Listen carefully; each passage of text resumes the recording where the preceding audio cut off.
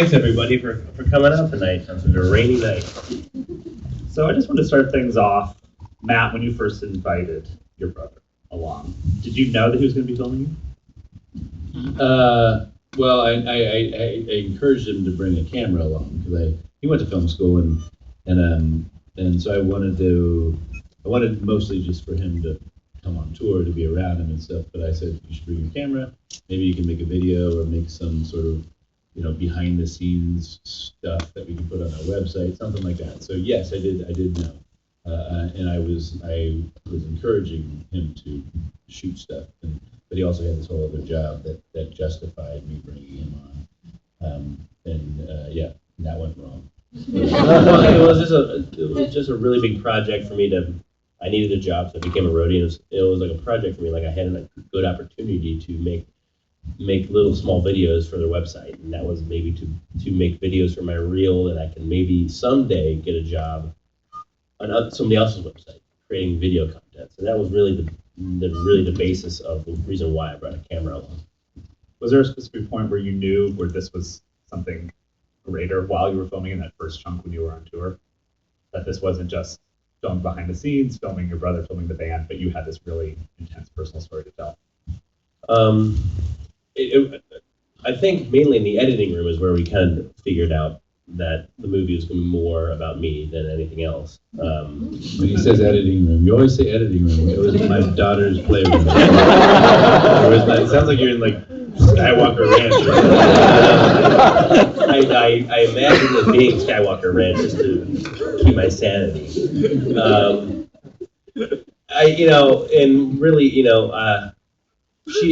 Corinne Besser, my brother's wife, she was an editor, a fiction editor at the New Yorker magazine. So she has really good taste in kind of just knowing what's crap and what's not crap, kind of basically. And so I really just cut a bunch of things together. That my whole wall that you see was a bunch of just my favorite scenes, and I was trying to like cut things together, and she'd see these and like. Some things worked, some things didn't work, and we really kind of like kept moving things around and like a puzzle, like let's put this scene here and let's see how these things go. And when I told her and when I showed her some scenes of me like getting drunk on the bus, and what I thought was really funny was actually very very kind of depressing. She's like, "This is really good. This is what the movie's about." And then I told them about my whole crying scene, and she's like. Why didn't you tell me about this crying scene like 5 months ago? And I'm like, I don't know, it's embarrassing. And I showed her that, and then we just kind of, then the whole ball went downhill. The crying scene is 30 minutes long. You see 10 seconds of it. Yeah. So it was, there's a few times on tour that I maybe thought about something like this, but I had no idea the movie was going to end up what you've just seen until 2 months before it premiered at Tribeca. And were you intent on kind of filming everything? Because there are multiple points where people are like, especially Matt, is like turn off the camera and stop filming. I did almost like 99% of my footage is unusable because it's just band members on laptops and band members on their iPhones and band members just asking for coconut water, and that's all it is. There's nothing. These guys are so nice and so just hard workers that. There's nothing interesting going on other than the concert itself. Addicted to coconut water. That's behind the music story, basically. But I rolled on everything. I really, because, and that's kind of why Brandon was kind of pissed off at me, because I did roll on, and I just, anytime I knew that like the band was doing something, like that I didn't film yet, like, so-and-so's in from out of town, they're Brian and Scott are shotgun beers with so-and-so. I'll go down and film that. Not that I don't know if they ever were shotgunning. That actually sounds kind of like a good movie. But like I would just leave and do that, and that's why Brandon was so angry with me sometimes. Do you guys have some questions about that? Yeah, go ahead.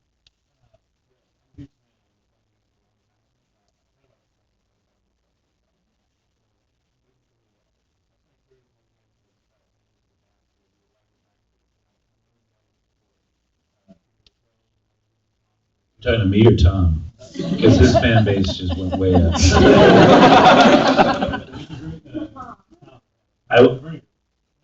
I was in high school, so you can talk to him.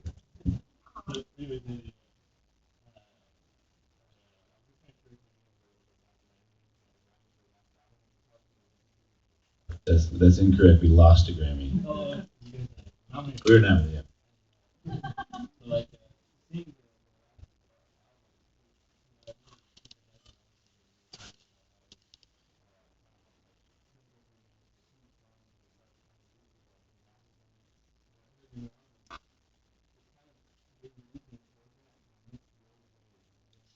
Oh, you thought we sounded too much like Dave Matthews?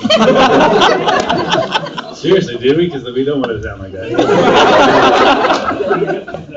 Security, get him out of here.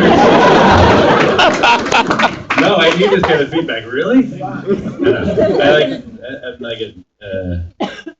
Oh, so you adapt? Were you saying what's going? Is our band changing, evolving? Yeah, I mean, I don't know what we're sounding like. We never talk about what we're supposed to sound like now, or what we sounded like before, or what we're going to do next. We never talk about it. And we're just trying to write songs that we like, and we do want to change. We don't, we don't want to make another Alligator or another Boxer or another, we also don't necessarily want to make another Dave Matthews record. But mostly there's a bunch of stuff we don't want to do, and that's.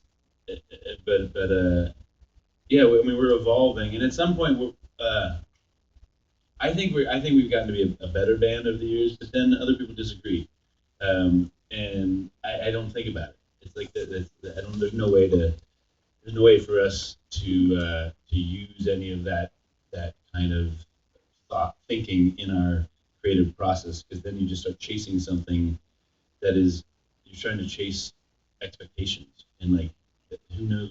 I mean, we were just trying to write songs that connect with us and put them together into a record, and so the whole 45-minute record connects with us in a way. And so, to us, we're actually right exactly where we should be. I don't know.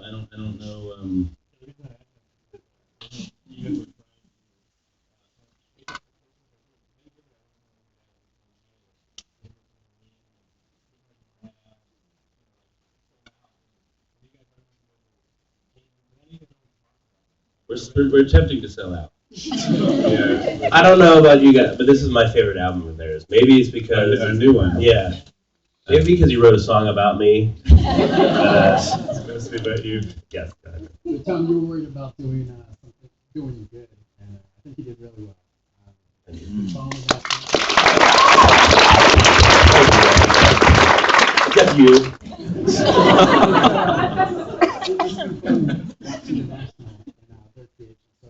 I look forward to your future creations as well. But my question is, are you getting the dishes? Are you getting the bed? Are you getting the clothes to get the women? I've been working really hard on this movie, and I've been lucky enough to still live in his garage, and so he's been taking care of me. He's got and one so dish. I have He's got one. one dish. I only need one. I need one. That's true. I have a bathroom. I have a shower that I can use. But Line up, ladies. Dad's got a bathroom. Yeah. I'm saving up for probably a PS4. And then ladies down there. So somewhere. I don't know. I got a lot of things I've dreamed of having before women, maybe. Like a PS4. Yeah, go ahead. Tom, how did you get your parents to be so candid? I feel like that'd be really hard as a parent to sort of critique. My parents actually are really candid. In some ways, that's why I mean, my mom she calls herself the queen of crotch comedy. And it's so funny, kind of my dad is kind of the sweet one. Like in the film, my mom seems like the real sweet one, kind of obviously what moms usually typically are like. And my dad seems a little more matter of fact and kind of just laying it out as it is. It's in real life, it's the opposite. In some ways, like my dad would always come up to me, would yell and scream at me when I was a little kid, and then I can literally, like within 2 minutes, I can hear him coming back up the stairs, going in my room and apologizing for yelling. And my mom would like hit me with like the back of a spoon on, like she was like, she was all about physical punishment. She was not. Kind of. Well, no, I mean, like, she did. No, she did. She did hit me one time with a little wooden spoon. She never hit anybody. That was her thing. But my parents are very open, and they are the best parents in the world, as you can tell. They're, I was a difficult child. I was a difficult child that I couldn't. Yes, I'm very bad. Go ahead. What's your question? That's a good idea. You want this in Tom's next movie? Are you sure you might be a horror movie? You don't know what. I can't. The truth is, Tom has been working on very slowly, but it's a Johnny Appleseed. It's a horror romance adventure epic based on Johnny Appleseed. You have to wait about But I believe 14 this guy years. could very well make a cameo in that. Well, actually, Johnny Appleseed was a lover of animals. No, he really was. He was a lover of women and drink, as well as the animals. So, yeah, I don't want to take this from you, but I will. You really want to give it to him? I'll give it back. Do you want it back? You want this back? I think you should have it This back. you can have that back. Unless you really want him to put it in a movie. Okay, put it in a movie. That could be under Johnny. I'll put it. It's right next to my wall. I'll put it in a movie. Thank you. What's your name? Thank you so much. Your squirrel will be famous. Better not be full of drugs because I'm going to pull an airplane and all that.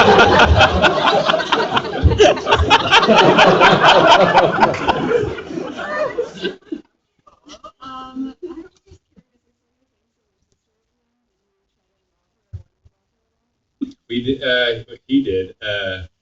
She's a year and a half older than me. She lives in Seattle and she has 2 kids, 2 daughters, and she's awesome. She's the one who brought home like this for me, the Smiths and all this stuff. I was listening to terrible music before she brought all the cool stuff home. There was a time where when we were all in Cincinnati, and Tom sat her down. Actually, around the same time that you were in Cincinnati, and he interviewed our mom and dad.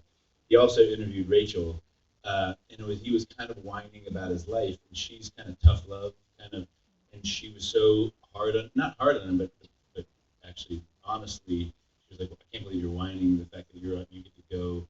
I got kids, I can't go on a tour bus in Europe and make a movie, and now you're like, even though you got fired, now you get to live in New York, and just all you have to do is make a movie and work on that. And she's like, that sounds like a dream come true to me.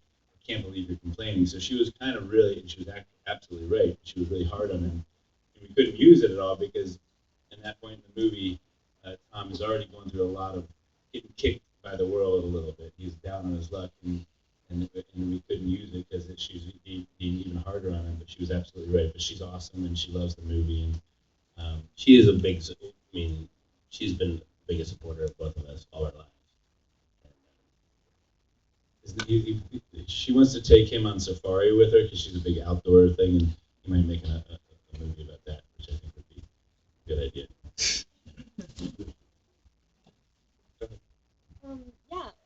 I thought it was really amazing how the film can kind of be interpreted as being about the creative process itself and kind of getting to a certain point in which you've been creating something and following through with it. And I was wondering whether that experience of actually completing the film, how it changed you.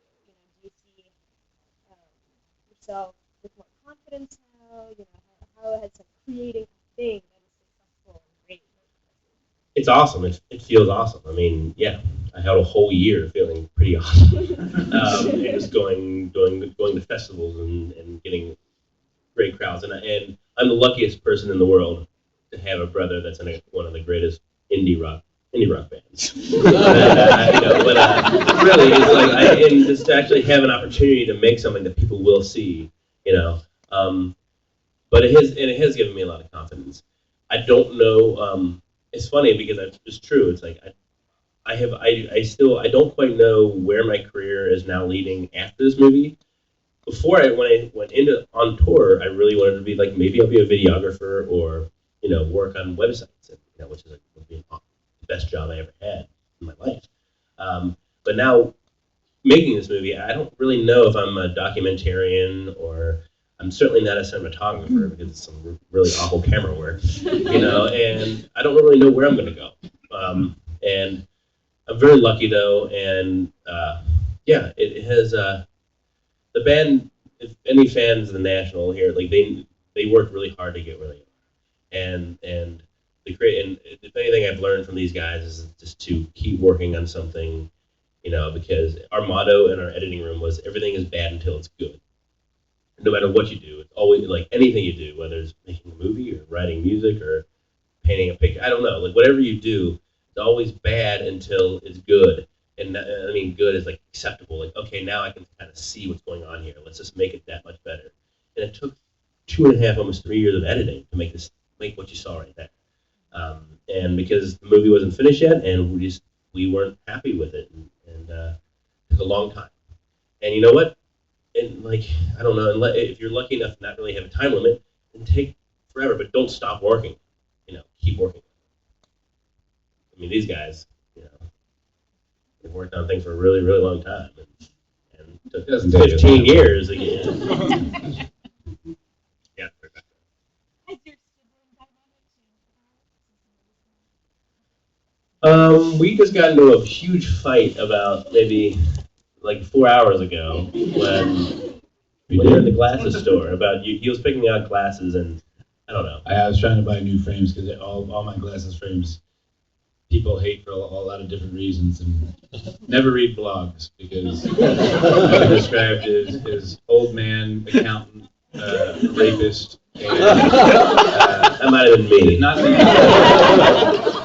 Anyways, what did we fight about? We were just fighting. We were just bickering. There was some tension. I mean, I thought that was a perfectly normal conversation. I think the truth is, I think Tom he still lives with us, my wife and I, and Tom and I always had a relationship where he was much younger than I was, and so I was always trying to like treat him like a little kid and trying to help him to figure out like how to get through the world. And even when anyway, it's hard. And I was always trying to this is what I did. You should do it more like that. And now I realize that people just become very different people. And I keep saying that I've learned that Tom has a vision and he sees the world through different lenses, and he swims through the world with a very different stroke than I do. That's what I've learned about Tom. the backstroke. Not really, it's a metaphor. Anyway, so yeah, I think I've learned to understand him and respect him more. And have you learned anything about me? Well, I just learned that I think becoming a huge band. I mean, like a really big band playing in a lot of people for a lot of people, and just it's every day is really hard work and it's a job, and you have really bad days, and you have publicly bad days when you have a bad show like you saw in the movie, and then the next morning you have to get up and do it again, and it's embarrassing, but it's I don't know. I learned from the guys just to for one, don't compare yourself to anybody, because that'll just paralyze you for the rest of your life. I did that for all through my 20s, and it's comparing myself to people my age doing greater things and great things, and that's why I never did anything. And so just be who you are. I don't know. I mean, and I'm very lucky, and you really did see. I found my voice with this movie, a voice. I had many voices, but so I'm just saying it's just you never know what's going to come your way. And All those other voices are Cookie Monster voice. You have time for one. Go ahead.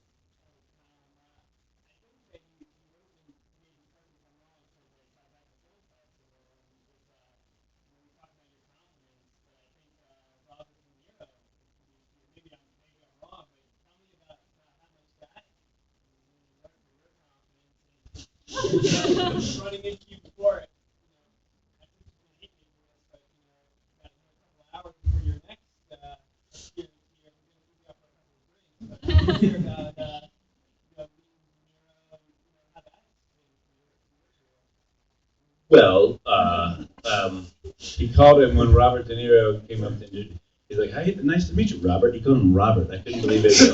I was just shaking. And yeah, I called Mr. Darren. Somebody's like, you call him Bobby. I didn't. You called him Robert. No, I'm not I was call him there. Robert. He was. He's actually really quiet. I mean, I think you know that. He's just kind of like, hey, thank you. And it was awesome. I mean, it was awesome. You know, I met Travis Bickle. You know, and so, but you know, I met the coolest person I met at Tribeca besides Robert De Niro was like Paul Verhoeven, who did RoboCop in Starship Troopers. Yeah. You also met Ken Flanagan too. Yes, of course. I met a lot of great people, and yeah, Joe you know, Berlinger. Yeah. Anyway, Tom, I was just going to say something about confidence. You always talk about not having any confidence, and it's true. There's a type of confidence you didn't have, but Tom has a other kind of weird, guileless confidence that when Robert De Niro walks up to him, he can be like, "Hey, how you doing, Robert?" You know, and so you have a easiness about just being yourself in the world that you always say that you always compared yourself to everybody. I've never had any problem just being yourself all the time, and that's why the movie is interesting, I think. But, so well, you do have comparing a yourself. confidence, but there's a certain kind of you have the kind that I wish I had. Actually, when I met Robert De Niro, I was terrified. When I met the president, I called him Mr. President. I was so nervous and shaking. I think he thought I was making some sort of political commentary, like he's like this pussy president or something like that. Like, nice to meet you, Mr. President. Like, really? Like, you're gonna do this to me now? Like, no, my mouth was just dry. Anyways, thanks everybody so much. Everybody.